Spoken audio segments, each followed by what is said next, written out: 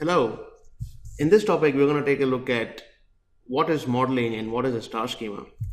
You must be surprised why am I starting with a shopping slide? And we all love shopping, so let's begin there.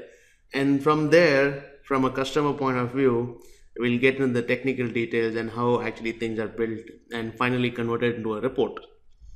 Okay, let's say you go to a store like, for example, Target, and you buy some merchandise and you get a receipt.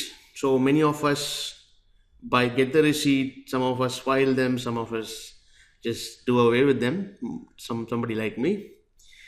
So let's try to look into what kind of information a receipt has.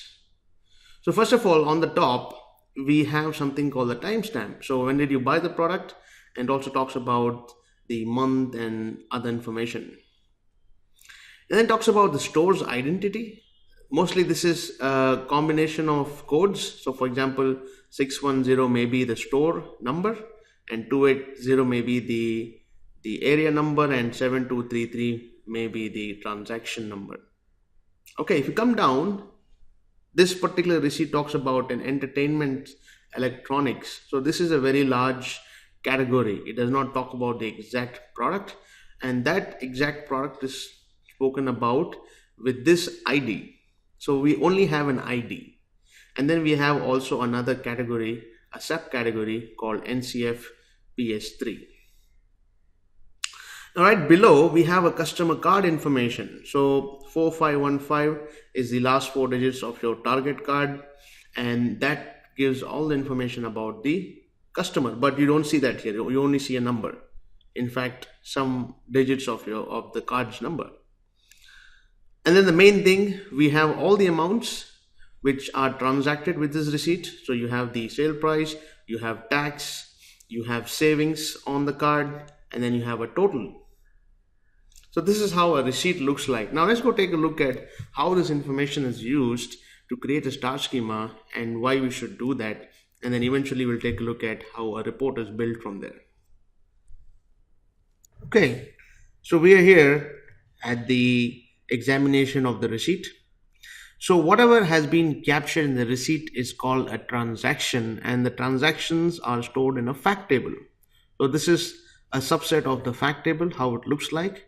So mainly what we saw was we had the customer number, and then we had the store ID and other identity about the store, and then we had the product IDs. So we have a lot of IDs. And then we had the sale price, the savings, the discount, the timestamp, and some other information. So this is all the information which is captured in a fact table.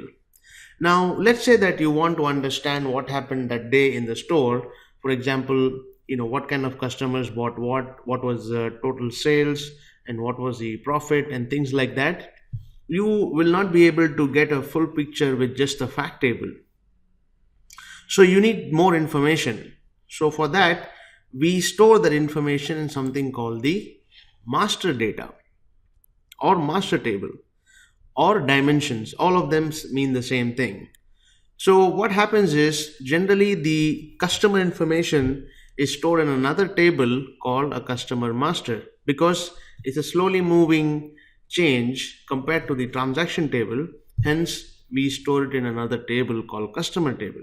So this customer table will have a name and then more information about the customer, email address, phone, and social security, and other things on billing information. So all of other information will be a part of the customer table.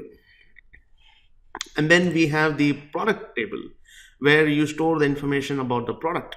So you have the ID, and then you have the name, the category the product, specific product belongs to, the subcategory, the code. For example, a sweater can belong to merchandise, and then it can belong to a subcategory called tops or something like that. And you have more information about the product itself. So this table may also include cost and other breakdown about the cost. So similarly, we have store where we talk about the location, manager, stats, and other information. For example, when did the store open? How long is the store open? Does it work on weekends, weekdays, and other information about the store? And then we also have a time dimension, because What we capture in the fact table is only a date and a time, but generally for reporting purposes, we need to break down into different weeks of the month, different months, and different months of the year, and different week IDs and other things like that. Sometimes you may need another format of a time for reporting. So all the information is available here. Now these are different tables stored in different areas. Now naturally you will have to connect them, and to make sense of them you have to join them in some fashion. So that's when you make all the joins to all the IDs. So you join the ID, which is called a foreign key, to the product and all the corresponding IDs. Now this is what is called a star schema, and this is what is used for reporting purposes, and this is also called a cube. So with that cube in place, we can go from this to a very elaborate report like this. So where we talk about the sales, we talk about the percentage, we talk about the values and the gross revenue, and a lot of other things. This is just a sample report I pulled up just to give you an idea how things are converted from a sales receipt to a report.